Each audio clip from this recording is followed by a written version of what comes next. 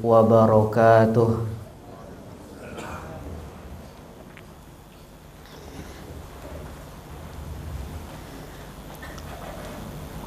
Wa sallallahu ala sayyidina Muhammad wa ala ali sayyidina Muhammad walhamdulillahi rabbil alamin wa ba'du. Semoga yang hadir di sini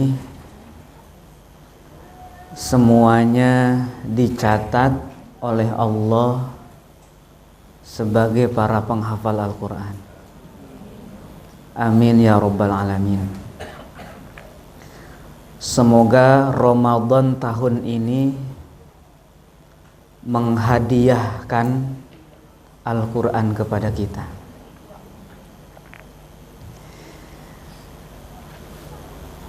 Semoga Allah dengan Al-Quran yang hari ini kita lebih jauh mengenalnya, baik mentadabburinya maupun menghafazkannya. Allah subhanahu wa ta'ala menghadiahkan kita keistimewaan Lailatul Qadar. Amin ya rabbal alamin.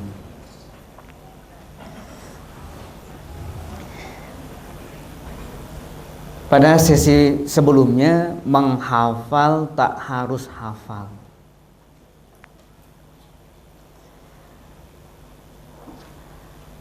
Artinya, yang harus dilakukan oleh penghafal Al-Quran adalah menghafal. Adapun hafalnya, maka biarkan Allah yang memberikannya kepada kita.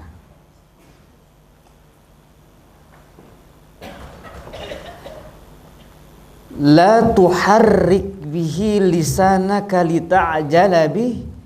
Inna alaina jam'ahu wa qur'anah. Surah Al-Qiyamah ayat 17.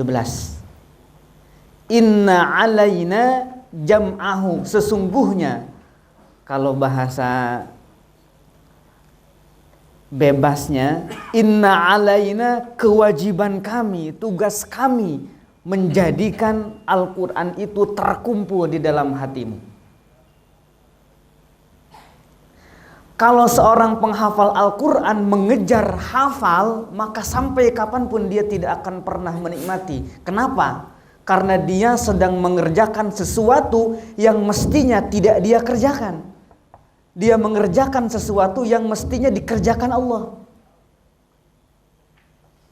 Yang harus dikerjakan penghafal adalah menghafal. Adapun hafalnya itu pekerjaan Allah, biarkan Allah.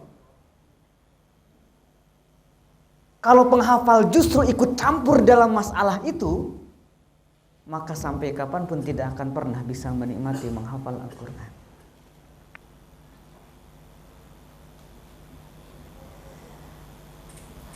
Sebagaimana Rasulullah dan para generasi Quran terdahulu sangat kuat kesan dan hafalannya karena menghayati bacaan dan maknanya.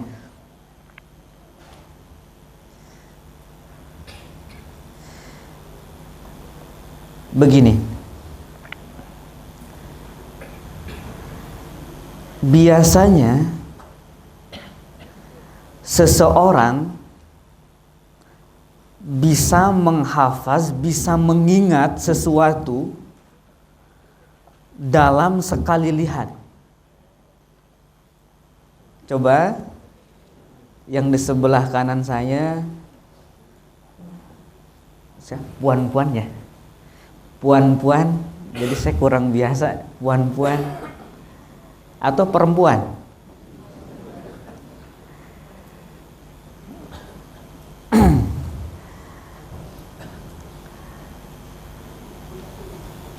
Melihat sesuatu yang sangat indah,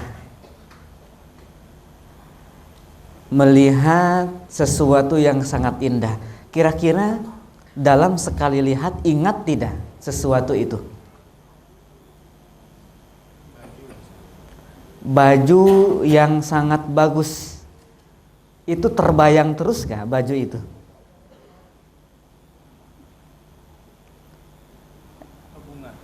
bunga yang sangat indah. Saya yakin puan-puan, kayaknya bukan begitu penekanannya ya. Puan-puan ketika melihat bunga yang indah, maka bunga itu akan masuk langsung dalam memorinya.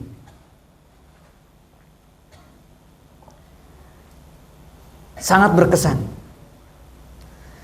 Dan mestinya bagi seorang mukmin tidak ada yang paling indah, tidak ada yang paling berkesan, tidak ada yang paling meresap di dalam jiwanya melebihi ayat-ayat Al-Quran. Mengapa para sahabat dahulu itu hafalannya hebat, hafalannya kuat? Karena mereka merasakan keindahan, merasakan kehebatan Al-Quran melebihi apapun yang biasanya merasuk dalam hati. Sehingga ayat-ayat itu hafal dengan sendirinya. Baik. Bisa melihat yang ada di dalam tangan saya? Kemudian saya perlihatkan, bisa melihat? Kecuali yang tidak melihat. Ya, baik.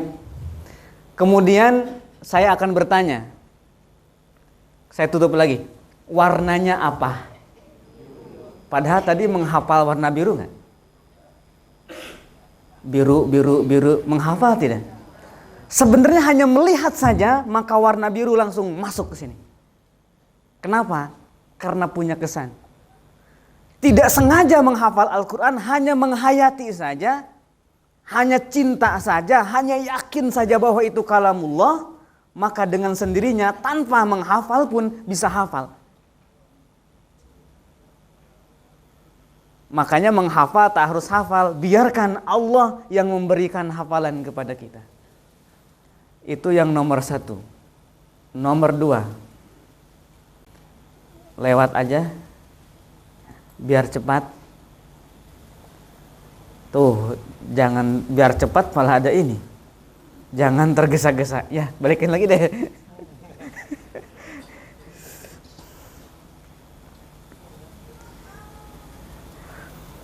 Agar menghafal Al-Quran menjadi nikmat, rasanya menjadi lezat sekali. Yang kedua, jangan tergesa-gesa. Kalau bahasa Indonesianya, jangan diburu-buru. Ya, biasanya kalau menghafal Al-Quran itu pengen cepat hafal apa tidak? Saya nanya lagi ke puan-puan, tolong jawab. Ingin cepat hafal atau tidak? Bapak-bapak? Ingin cepat hafal. Berarti itu tergesa-gesa. Kalau menghafal Al-Quran ingin cepat hafal, maka sampai kapanpun tidak akan nikmat. Ibarat makan dalam keadaan berlari. Makan enak.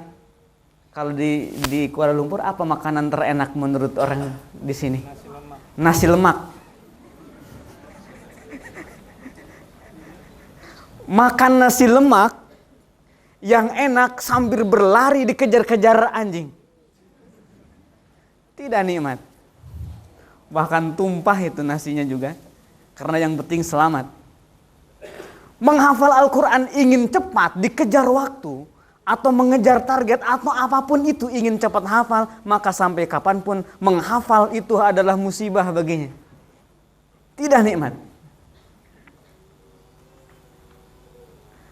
Dan jangan ditunda-tunda. Baik, setelah hari ini mau menghafal? Nih saya nanya lagi ya. Kalau ada metode menghafal 40 hari, langsung hafal 30 juz, boleh ikut atau tidak? Ya, Begini. Setelah ini kan ini jangan ditunda-tunda. Jangan ditunda-tunda. Setelah hari ini mau menghafal Al-Quran? Ah ini ya.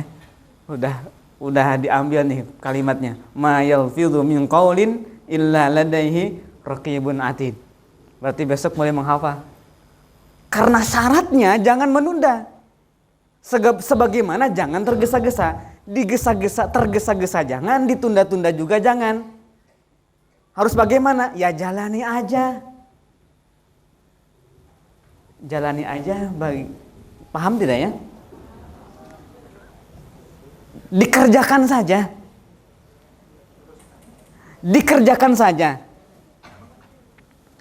Pekerjaan yang tidak selesai itu bukan karena susah. Bukan karena berat dikerjakan, tetapi karena memang tidak dikerjakan. Jadi tak selesai. Pekerjaan yang tidak selesai bukan karena berat, tetapi karena tidak dikerjakan. Menghafal Quran kenapa berat? Ya itu karena memang tidak dikerjakan. Kerjakan saja.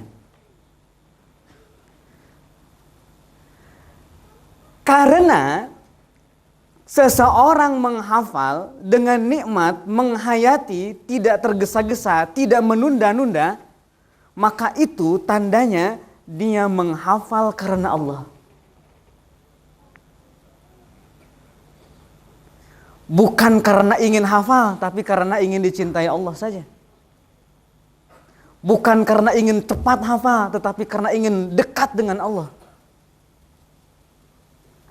Kalau tujuannya dari menghafal itu adalah Allah dan semakin yakin dengan kalamnya, maka saat itu akan menjadi nikmat. Selama ini menghafal misalkan kenapa berat? Rasanya karena memang tujuannya adalah hafal. Karena memang diburu-buru, dicepat-cepat, digesa-gesa, tergesa-gesa, ingin segera hafal. Justru biasanya orang-orang tergesa-gesa menghafal Al-Quran tujuannya ingin apa? Cepat. Padahal dengan cara itu hafalan menjadi semakin lambat.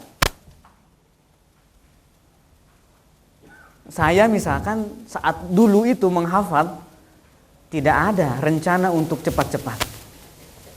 Tidak ada rencana. Yang penting ketika saya sudah istiqomah, setia kepada Al-Quran setiap harinya, maka itu targetnya. Hafal atau tidak itu terserah. Allah menganugerahkannya atau tidak. Jika tidak nikmat menghafal berarti tidak karena Allah. Kalau sudah nikmat menghafal Al-Quran maka semuanya akan menyenangkan. Jangankan hafalan yang mudah dihafal, hafalan yang tidak mudah pun rasanya sangat menyenangkan sekali. Rasanya sangat menyenangkan sekali. Baik, jangan tergesa-gesa, sabar. Menahan tergesa-gesanya, ya, tahan tergesa-gesanya. Jadi yang harus kita sabari itu bukan Qur'annya, tetapi nafsunya. Makanya bisa saya katakan hafalan cepat itu dari Allah datangnya. Tetapi ingin cepat itu dari setan. Ya. Hafalan cepat itu datang dari Allah. Tetapi kalau ingin cepat sehingga tergesa-gesa, maka itu dari setan. Lanjutkan. Surah Toha yang nanti aja. Disiplin dengan waktu. Sebagaimana surah Al-Muzammil yang tadi, yang sebelum season ini, bahwa wallahu yuqaddirul laila wan nahar. Panjang siang, panjang malam sudah diukur oleh Allah untuk cukup. Ya. Untuk cukup apa? Cukup faqra'u ma tayassara minal Qur'an. Untuk cukup. Siang waktunya diatur oleh Allah untuk cukup membaca Al-Qur'an ma tayassara. Siang panjangnya, lamanya malam cukup untuk membaca Al-Quran. Dan faqra'u itu dahulu itu diartikan hafal. Faqra'u itu bukan membaca. Kenapa? Karena memang saat itu tidak bisa baca kalau tidak hafal. Pada zaman para sahabat dahulu tidak bisa membaca Al-Quran kalau tidak hafal. Karena memang mushafnya saja belum dicetak. Al-Quran saja belum ditulis secara utuh menjadi satu mushaf. Sehingga tidak bisa membaca kalau tidak hafal. Nah, caranya biasanya metode menghafal Al-Quran itu selalu pencapaiannya berapa ayat sehari. Berapa ayat sehari. Padahal mestinya bukan itu, tapi berapa jam sehari. Baik, berapa ayat apa berapa jam seharinya? Harusnya lihat waktunya. Makanya kalau menghafal, mengejar ayatnya itu tidak nikmat. Tetapi kalau menghafal Al-Quran, menyelesaikan waktunya, maka itu nikmat. Bukan berapa banyak yang dihafal dalam satu waktu, tapi seberapa setia dengan waktu untuk menghafal Al-Quran.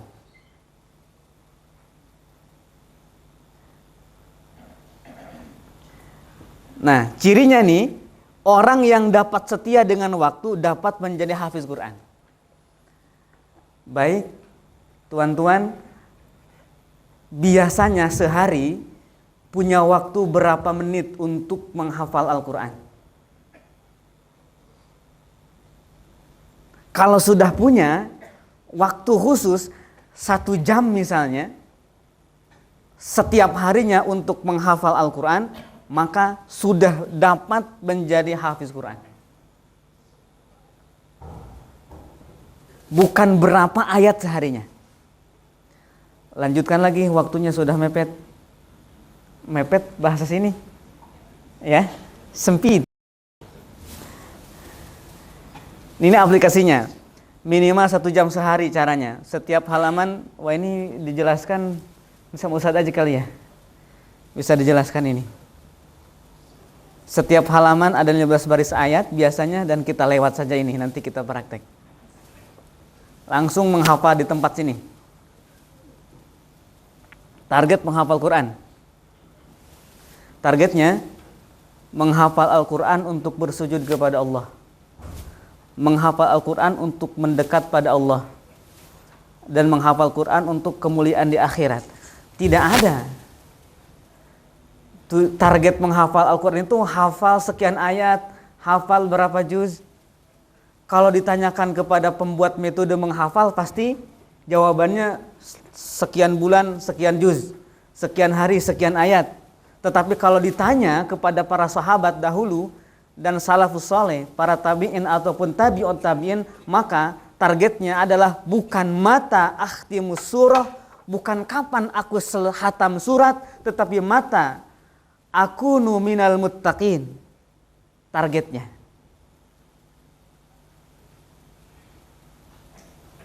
Target penghafalnya. Ini surah Al-Alaq ayat 1, kemudian ayat 19. Iqra, ya. Iqra itu tujuannya apa? Iqra itu tujuannya adalah untuk ayat terakhirnya, yaitu wasjud waqtarib. Iqra yang benar adalah Iqra yang di ujungnya adalah wasjud waqtarib. Menghafal yang benar dan yang nikmat itu tadi adalah yang ujungnya wasjud waqtarib. Lanjut lagi. Pola menghafal Rasulullah lewat juga. Baik. Tidak ada ayat yang sulit dihafal. Ada tidak? Mau bilang ada, udah ada tulisannya. Tidak ada ayat yang sulit dihafal. Kalau suatu waktu kita merasakan ada yang sulit nih, maka kemungkinannya ada 2. 1 dari 2 penyebabnya. Pertama, nikmat. Jadi ketika Allah ngasih ayat yang sulit itu tandanya nikmat. Kenapa nikmat? Karena berarti penghafal itu sedang dirindukan ayat. Makanya ayat itu ingin berlama-lama bersama penghafal itu. Kata ayat, jangan lewat dulu, udah sebulan aja bersama saya di sini. Kata ayatnya, saking rindu-rindunya. Saking itu apa bahasa Melayunya? Tidak ada saking ya. Sangat ya. Sangat rindu, maka ayat itu meminta agar penghafal jangan pindah ayat dulu. Itu nikmat. Dan saat-saat terdekat penghafal